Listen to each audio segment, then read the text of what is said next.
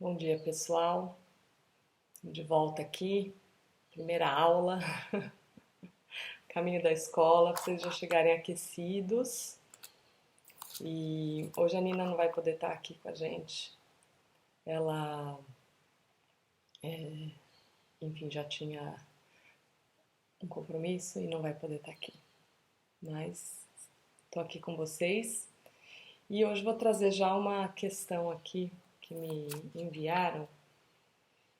Uma pessoa que fez o workshop inicial de disciplina positiva em sala de aula e a gente ensina para eles uma ferramenta que são os sinais não verbais, né?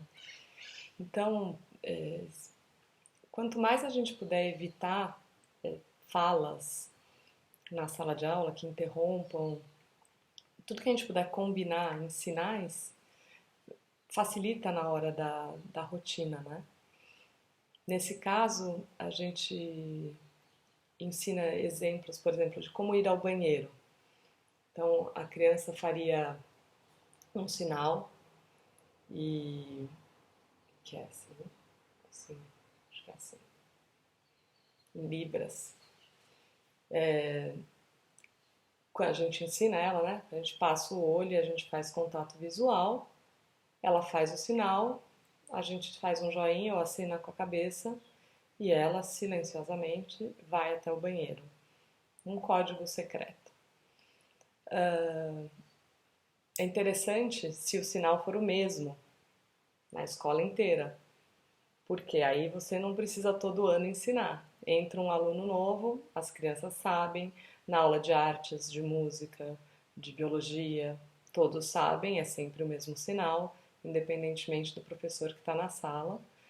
E então esse é um, né? Por exemplo, beber água, ir ao banheiro, coisas é, triviais. Ou também você pode ter um sinal, para silêncio, também é muito bom ter um porque você pede silêncio com silêncio, né? Oi, bom dia, Shaula. Estou ensinando aqui algumas ferramentas de sala de aula, estou falando de sinais não verbais. Então, a importância deles serem os mesmos pela escola inteira. A ideia é que a gente minimize o nosso estresse de ter que ficar chamando atenção para certas coisas, ou aquela criança que toda hora interrompe, posso ir no banheiro, posso ir no banheiro, posso beber água? Eles fazem isso, de fato, muitas vezes até para ganhar tempo, né?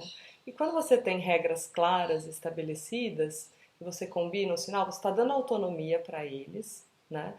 E nada impede que você também, num momento, a criança faz o sinal e você fala daqui a pouco, combina com eles, né? Também consegue esperar e se ele de fato tiver numa urgência, ele vai sinalizar para você de que não dá para esperar.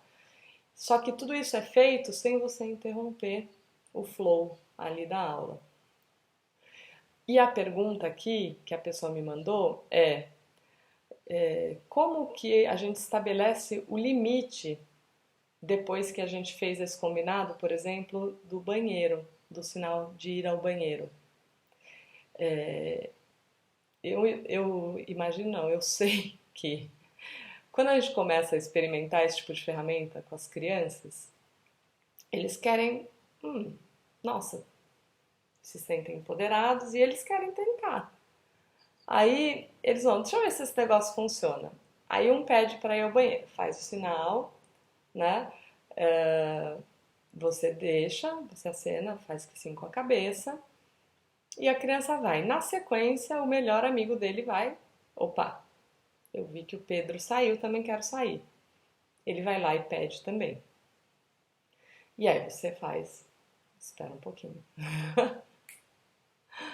Aí ele espera ou não, talvez ele interrompa e vai falar, não, eu preciso mesmo ir. E aí é uma oportunidade de conversar com a turma e falar assim, o que vocês acham? Quantas pessoas por vez podem ir ao banheiro? Enfim, eu faria, não logo, de repente até no mesmo dia que a gente combinou o sinal, a gente já pode determinar quantas pessoas podem ir ao banheiro por vez, para que não haja também um grande fluxo de pessoas no banheiro e, enfim, não dá. Normalmente já tem meio que essa regra estabelecida ou esse combinado. Então, na hora que você combina o sinal, isso não muda. Mas se não tem, vale a pena combinar com eles, né? Então, vai um por vez no banheiro, vai um menino e uma menina, enfim. Aí você que vai determinar, depende da idade também dessas crianças, né? Bom dia, Ana. Duas Anas que entraram agora ao mesmo tempo. Estou respondendo uma pergunta que é como estabelecer limites quando a gente dá autonomia para eles para irem ao banheiro, por exemplo, tem um passe ou tem um sinal que eles fazem, e aí como que a gente faz para que não vire bagunça, né? Todo mundo vai ao banheiro ao mesmo tempo, enfim. Essa é a conversa de hoje. E aí o que eu estou contando é que isso tem que ser até combinado ou no ato do combinado do sinal, ou depois quando acontece, porque pode ser que não aconteça também. E aí você gastou também ali um tempo, investiu um tempo determinando que seriam dois só por vez, e aí começa a ficar chato, e de repente não é o caso. Aí você espera, na hora que acontece que dois, três, quatro começa a querer ir todo mundo no banheiro ao mesmo tempo, aí a gente dá um tempo e fala, olha, acho que a gente tem uma situação aqui que a gente precisa conversar, né?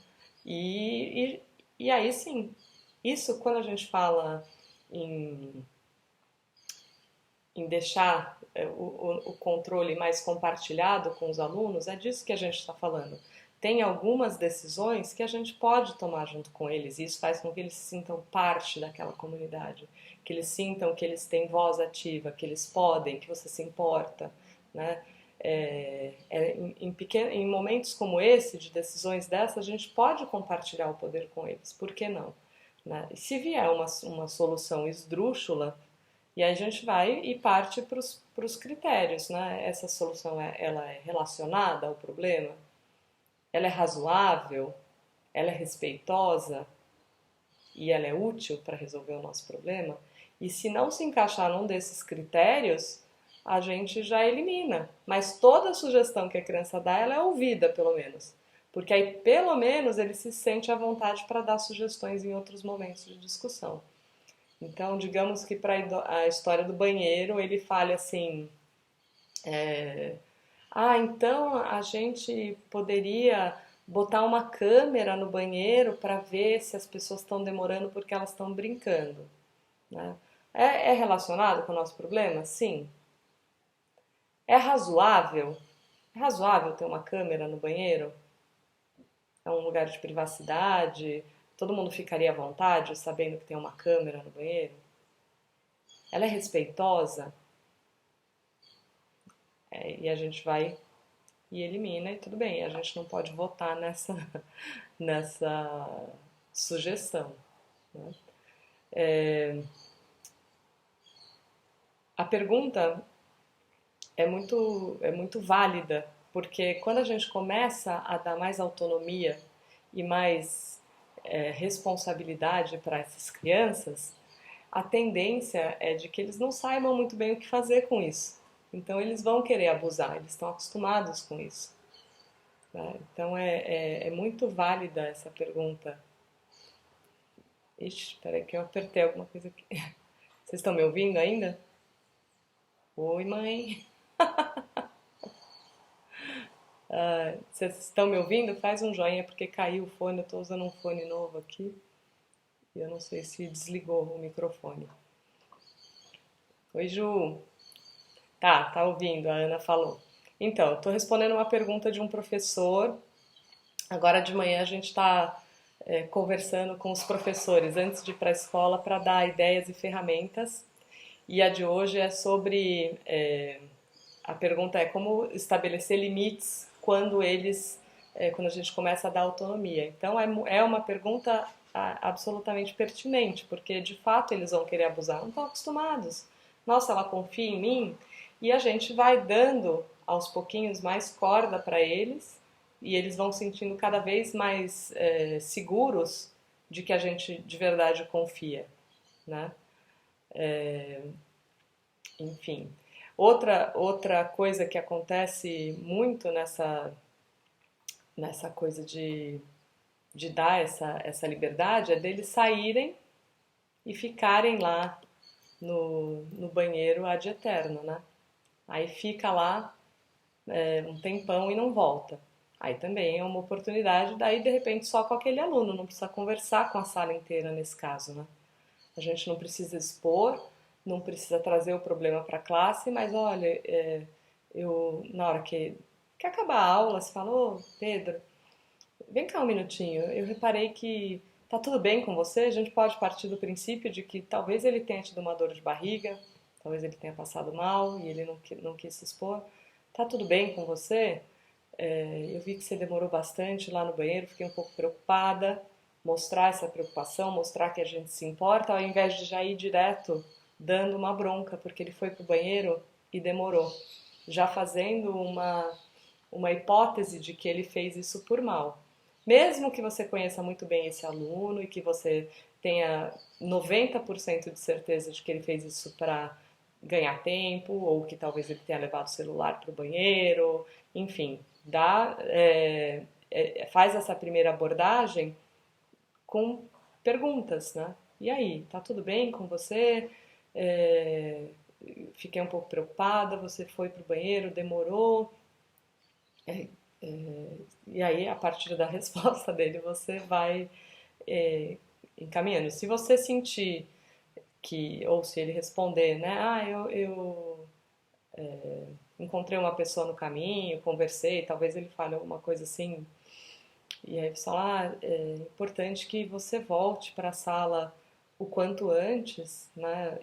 Porque tem outras pessoas querendo ir no banheiro. E às vezes você demora lá e eu não posso deixar o outro ir. Fora que você também está perdendo tempo de aula e tal, e eu me preocupo e tal. Mas sempre com esse viés de que a gente está preocupado, de que a gente se importa, deixar isso claro. A Ju está falando, uma preocupação que eu tenho como mãe é a expulsão de sala de aula. Na escola dos meus filhos aconteceu de duas meninas se atrasarem do recreio e a professora não as deixou entrar.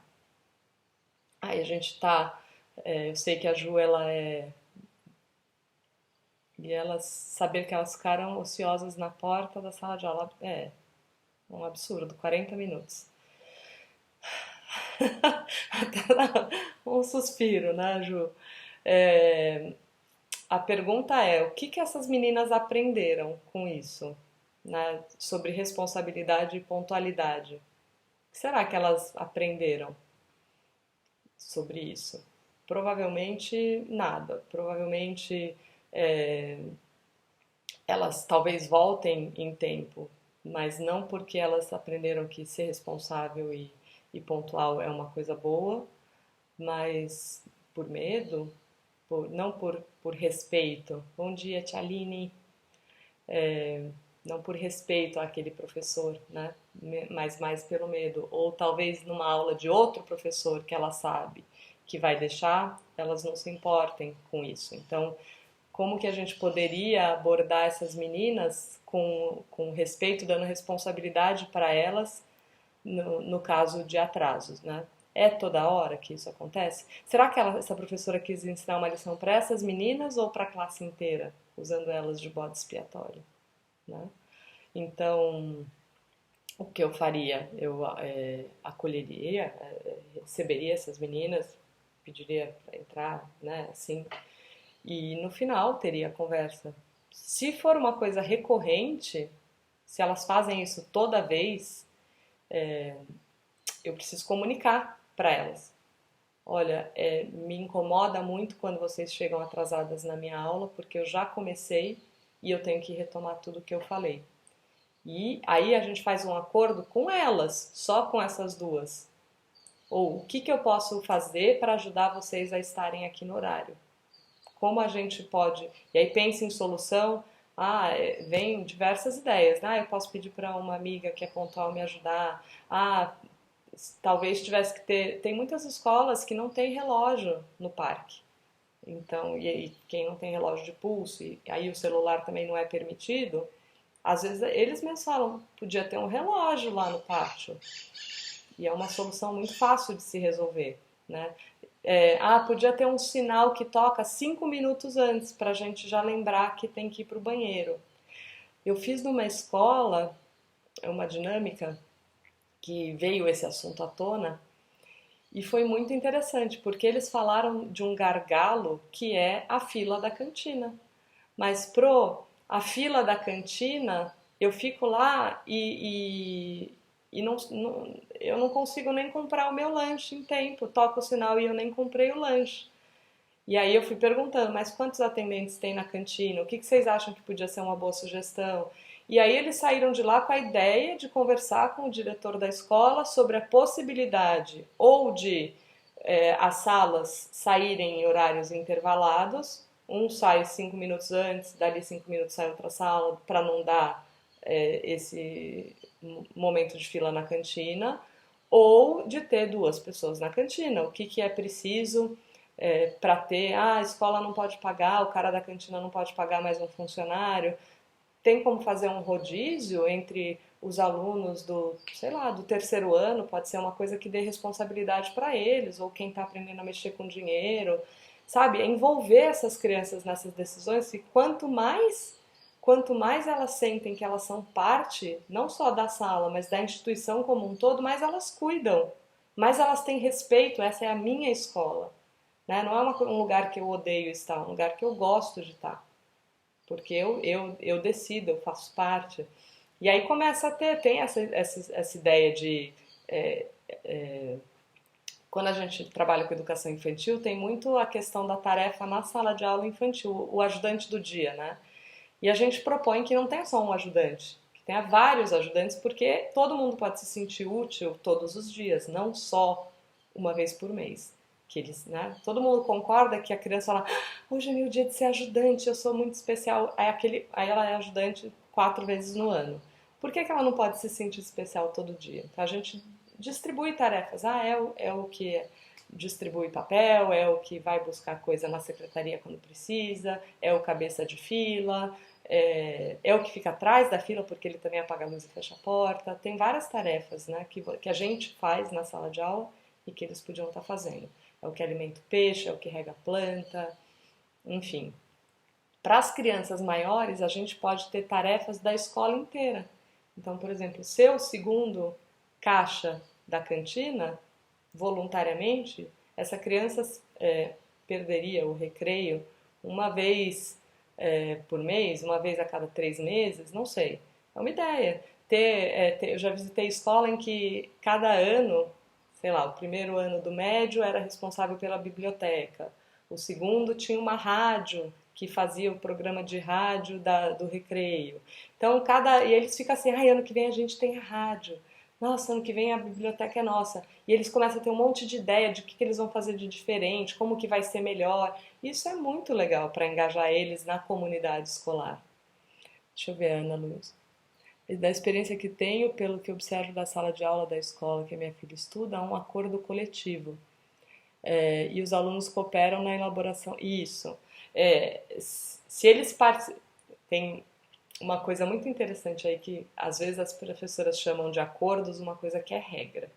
Que elas apresentam, né, no primeiro dia de aula e falam assim: aqui não pode correr, só pode beber água quando eu falo, só pode ir no banheiro uma criança por vez, não pode falar alto, não, não, não, não, não.